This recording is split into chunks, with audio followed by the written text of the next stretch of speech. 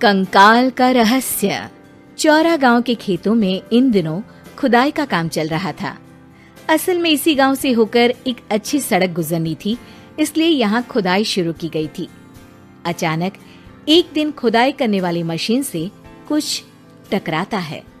बाद में जब खोजबीन की जाती है तो वहां से 2 कंकाल मिलते हैं।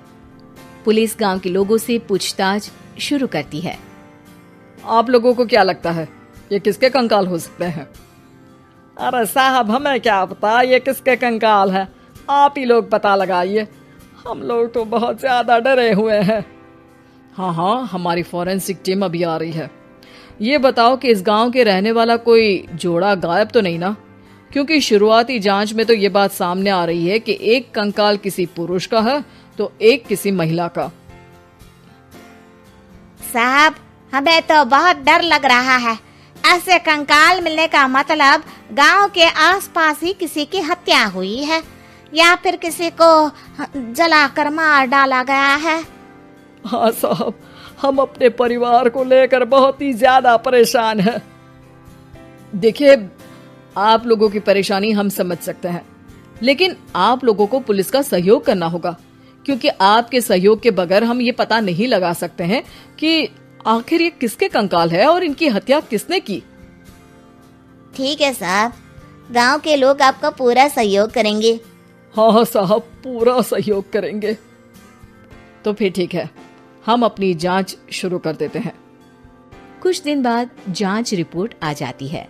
पता चलता है कि ये कंकाल करीब 20 साल पुराने हैं, यानी 20 साल पहले किसी जोड़े की हत्या कर शव को यहाँ पर दबा दिया गया था।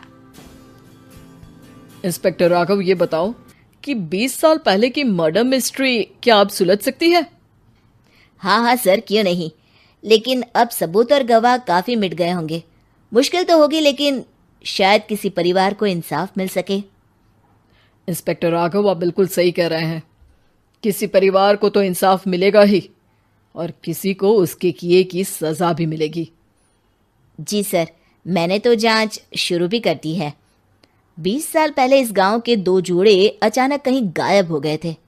मैंने दोनों ही परिवारों के बाकी के सदस्यों से बातचीत शुरू की तो उन्होंने बताया कि उनके बच्चे शहर गए थे, लेकिन आज तक वापस नहीं लौटे हैं। लेकिन ये दोनों शव किस परिवार के सदस्यों के हैं, ये कैसे पता चल सकेगा? सर, मैंने डीएनए टेस्ट करवा लिया है। आज शाम तक इसकी रिपोर्ट भी आ जाएगी।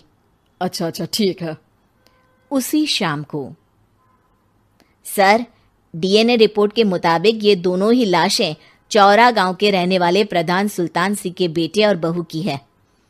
लेकिन इनकी हत्याएं किसने की है, ये कैसे पता लगेगा? इसी का तो पता लगाने की कोशिश में जुटा हूं सर। आज सुल्तान सिंह से मिलने भी जा रहा हूं। मेरा बेटा और बहू तो मेरे लिए सिर्फ यादों में ही रह गए थे। हमें उनकी लाशें तक नहीं मिल सकी थी। आज 20 साल बाद उनके कंकाल मिले हैं। मैं अब किसके लिए जीऊं?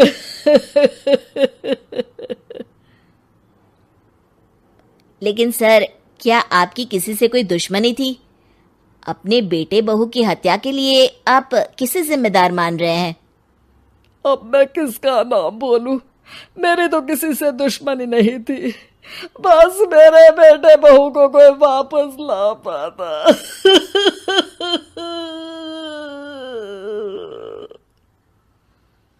इसके बाद सुल्तान सिंह फूट फूट कर रोना शुरू कर देते हैं। सर, अब आप इनका अंतिम संस्कार करवा सकते हैं।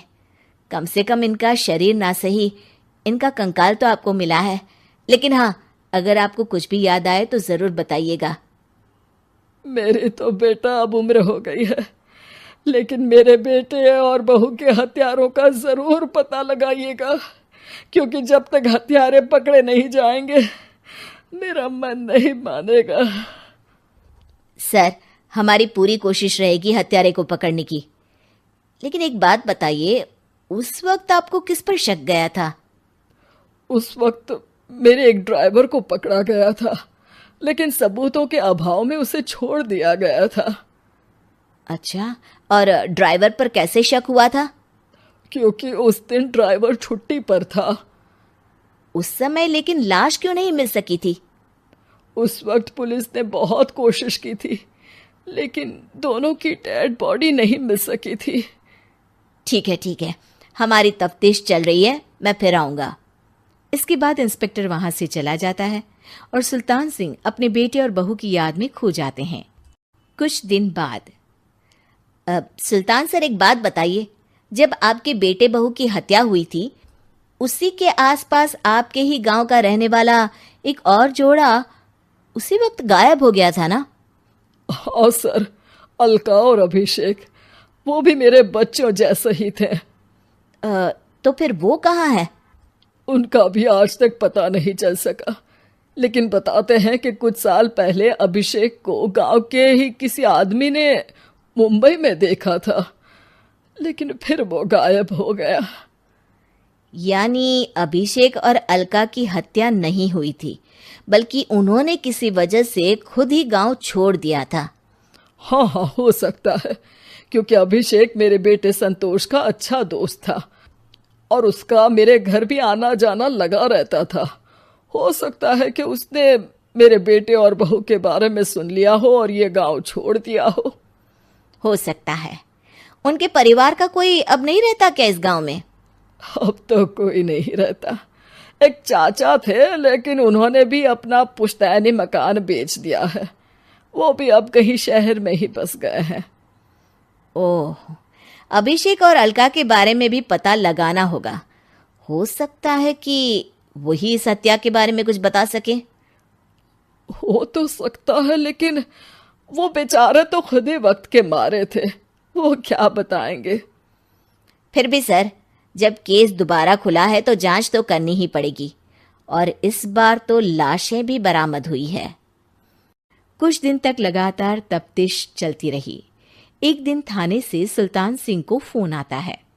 हाँ, कौन बोल रहा है? सर, मैं कांस्टेबल तुलाराम बोल रहा हूँ थाने से। आपको थाने आना पड़ेगा। थाने?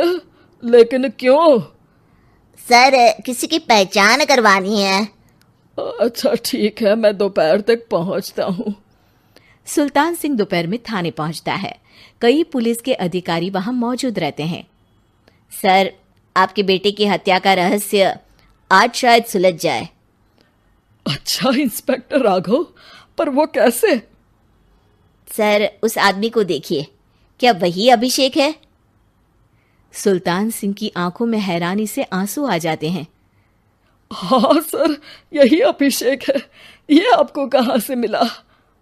सिर्फ अभिषेक ही नहीं, बल्कि इसकी पत्नी अलका भी इसके साथ है। मैडम, जरा अभिषेक की पत्नी को लाइए। जैसे ही अलका को पेश किया जाता है, सुल्तान सिंह जमीन पर गिर जाते हैं। सुल्तान सर, क्या हुआ आपको? आप अलका को देखकर गिर क्यों गए? सुल्तान सिंह सर पकड़कर बैठ जाते हैं। ये अलका नहीं, बल्कि ये तो मेरी बहू रितु है। पूरा थाना एक दूसरे का मुंह देखने लगता है। क्या? इसके बाद हर किसी को दो कंकाल और हत्या का रहस्य समझ में आ गया। अभिषेक और रितु ने मिलकर संतोष और अलका की हत्या की थी और लाश को जमीन के नीचे दबा दिया था। आज 20 साल बाद इस हत्या का रहस्य खुल सका था कि अवैध प्रेम संबंध में दो मासूमों की जान गई थी।